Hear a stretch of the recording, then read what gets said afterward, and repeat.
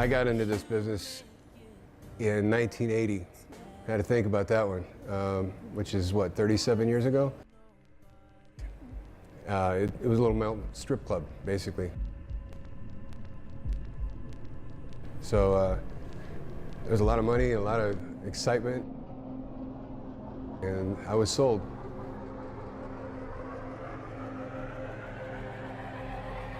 At that point, I was hooked.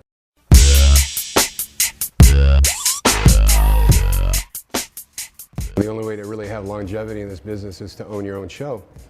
And there was an opportunity. Chippendales had left Los Angeles, so I decided to open my own show 23 years ago.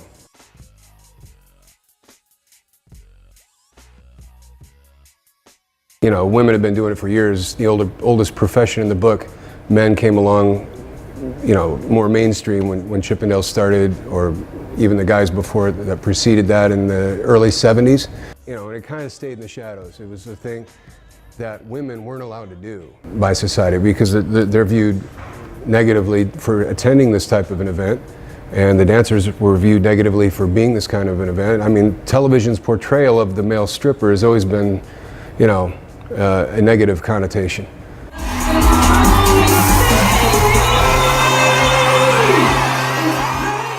Girls see the movie, they go, wow, that looks like a lot of fun.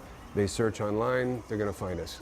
Before anybody knew it was gonna be Magic Mike, I got a call from Reed Carolyn, who was the writer, and then Steve Soderbergh's office called and they wanted to come to the show with Channing Tatum. And I'm like, oh, sure. So before you know it, there's the movie. It's been a boon for business, and I'm glad that somebody finally did that, because it's more highbrow than some of the television portrayals of this industry have been in the past. Regarding demographics, we get women in here of all ages, shapes, sizes, and ethnicities. In this type of show, women are different than men watching female strippers. Men are introverted. They're a solo act. They go in, they want to see a woman. It's one-on-one, and it's all visual. Women, you have to give them more. You have to give them a show. You have to do a performance. Personality is the number one most important thing for a male dancer to possess as an attribute is stage presence. I got my Brazilian guy, Victor. He's a spark plug. He goes out, he has fun, he smiles all through the act. It just really got that stage presence. I've been here for 3 years and a half now. I got started because I should, you know, dance out there, like doing private parties. I was still a little shy. I was barely learning, you know. I mean, I love to dance. I'm from Brazil. I was born, you know, like samba and stuff. But and so he came to me, my boss, this guy. That guy. Yeah, and this guy, please, yeah, welcome. And so when I came to audition, he said that I had a baby face. You know, I didn't have. Yeah, I didn't have beard. I had braces. Yes, yeah. Yeah, he had to mature up a little. Yeah, so he's like, he told my other boy Marcus. He said, Marcus, no, you know, he has a baby face. You know, this is the Hollywood man. I went to Brazil doing, you know, modeling jobs and stuff. I still had the braces, and I came back.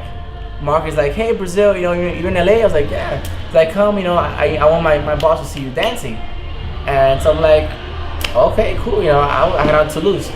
So I came, and then he saw me, he goes, the baby face, you know? And I started dancing, and then that's when he fell in love with me. And he goes, wow, that's the son that I had lost, you know? Wow, are you embellishing or what? Yeah, so now he calls me son, I call him dad, you know, we got close, and we're family now, and yeah. The flaw with me is that I don't run this enough like a business with regard to my personal relationships with the employees. Because I don't call them employees, I call them my friends. And they don't, you know, they'll call me boss just as a moniker, but I'm not really boss because I never treat anyone in that subservient role. We're all family. Well, you see what I'm saying? Like, with family here, you know, look what I'm doing. You guys know when they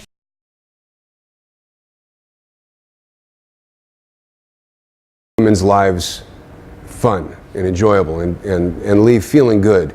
We all are here for a common goal, to have fun, to make money, you know about that and to gold make pack, right? You know about that gold pack. Out there. We should be getting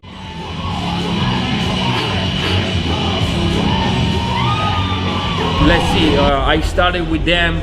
They actually, especially Scott, tried to help me out like from day one, even with my papers and my trying to sponsor me, and it's a family for real. Even with the guys, we have good times, bad times. Sometimes, of course, you know, we fight a little bit, but you know, we're not perfect, and it's like in every single family, you know, shit happens. My guys have lives outside of this. So this is what they do for a living. It's a fun, easy job that makes a lot of money on the weekends and doesn't interfere with whatever else you want to pursue in life. We've got stockbrokers, we've got personal trainers, you name it. Fireman, you know, the newest guy, he was a former professional baseball player. Now he's a fireman, and he's going to go into the Navy SEALs next year, and he's a stripper. So it's like, okay, that's got to be your intro. Is what haven't you done in life, and why are you doing this? Because you know, I want to try everything once. I want to know what it's like, and I want to live everything with passion.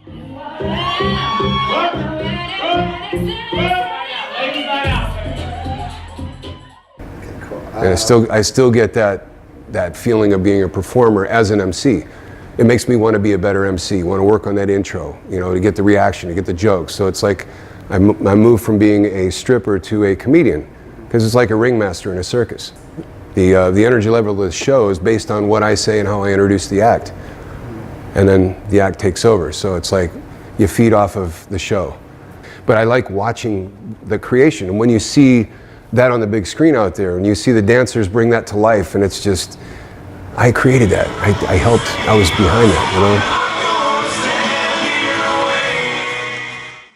know? I'm here when the doors open, because I have to oversee the setup of the room, give the notes to the waiters, make sure the drink menus are up to date, all the management issues, and then as far as backstage goes, I'm the director, so I print the running orders, I go through any changes with the show with the dancers, any changes in formation, any specific notes that I have with the dancers, just to make sure that everything is exactly as it needs to be. I'm just velcroing these tearaway pants that I rip off in the show during my act at one point.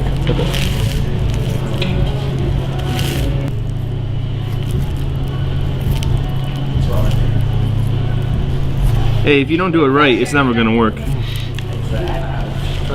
Anyone that's ripped their pants has had their pants malfunctions. If you don't fully like know the strength of the Velcro, because the Velcro's gonna be sometimes. They stayed, and it's hard to. And so you're in the stage like.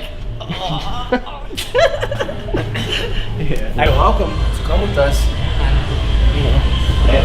Right now. Nervous about a show? Maybe in the beginning, even though like I'm crazy and I love dancing. When you go on the stage and all those girls, 300 to 350 girls looking at you, it's a little nerve-wracking, you know? Well, like I said, I've been in this business 37 years. I've danced in a lot of shows, and this one's mine. And in my show, I want that cohesiveness that is a family. I love it. They're going to have to pry that microphone out of my cold, dead hand. My parents are always asking, when are you going to give it up? I go, why give it up? Why?